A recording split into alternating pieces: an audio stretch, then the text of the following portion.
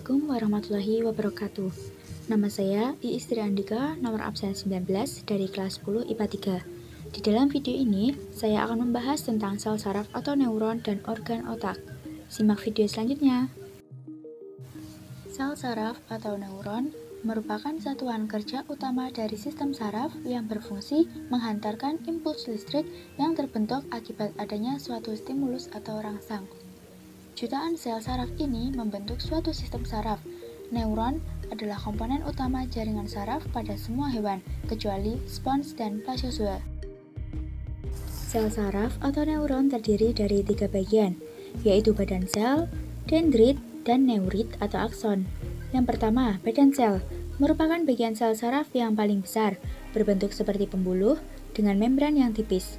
Yang kedua, dendrit merupakan serabut saraf pendek dan biasanya bercabang-cabang, memiliki fungsi yaitu menerima rangsang atau impuls dari ujung akson neuron lain. Kemudian, impuls dibawa menuju badan sel saraf.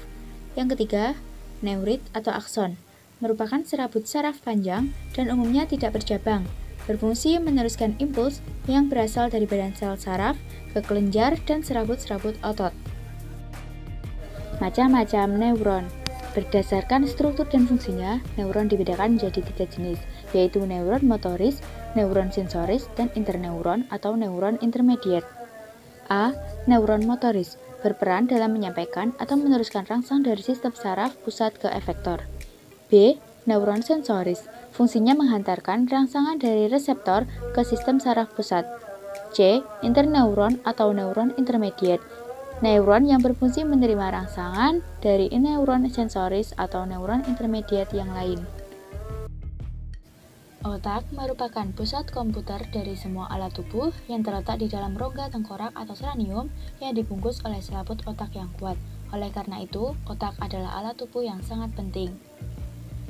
Pentingnya organ otak karena memiliki banyak fungsi pada tubuh. Otak menerima, memproses, dan menafsirkan informasi. Selain itu, otak juga menyimpan ingatan dan mengontrol gerakan tubuh. Otak yang menjadi salah satu komponen sistem saraf pusat paling utama. Anatomi otak terbagi dalam 3 bagian utama, yaitu otak besar atau cerebrum, otak kecil atau cerebellum, serta batang otak.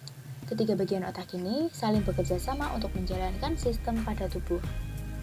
Yang pertama, otak besar atau cerebrum, terdiri dari belahan otak kanan dan otak kiri, di mana belahan otak kanan mengendalikan bagian tubuh kiri, begitu sebaliknya, bagian otak kiri mengendalikan bagian tubuh sebelah kanan.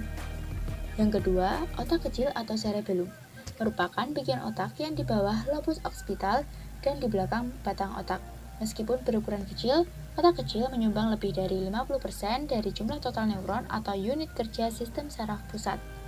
Otak kecil memainkan peran penting dalam mengendalikan gerakan anggota tubuh dan keterampilan motorik halus. Yang ketiga, batang otak. Batang otak merupakan bagian otak yang terletak di bawah otak besar dan di depan otak kecil, menghubungkan otak ke sumsum tulang belakang dan mengontrol banyak fungsi penting yang terkait dengan detak jantung, tekanan darah, dan pernapasan. Batang otak yang terdiri menjadi 3 bagian utama, yaitu pons, otak tengah, dan medula oblongata.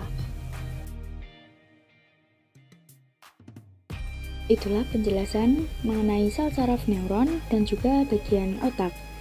Kurang lebihnya saya mohon maaf. Wassalamualaikum warahmatullahi wabarakatuh. Terima kasih.